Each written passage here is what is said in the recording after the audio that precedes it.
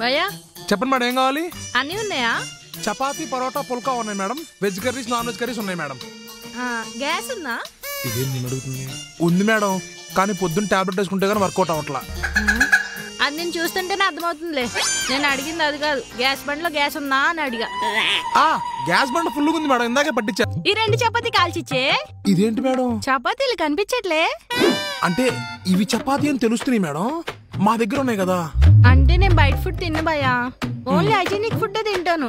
అందుకే నేనే తెచ్చుకున్నా చపాతీలు. ప్లీజ్ ఈ 2 కాల్చిచ్చేవా? ఇప్పుడు కొంచెం ఆయిల్ అయ్యి భయ్యా, కొంచెం మాడుతుంది చూడు, ఇటు తిప్పు. Okay okay madam. చపాతీ వేస్తే పొంగాలి. ఆ 2 పార్సిల్ చేసి ఇచ్చావా? ఓకే మేడం, ఇదిగోండి మేడం. మరి కర్రీస్?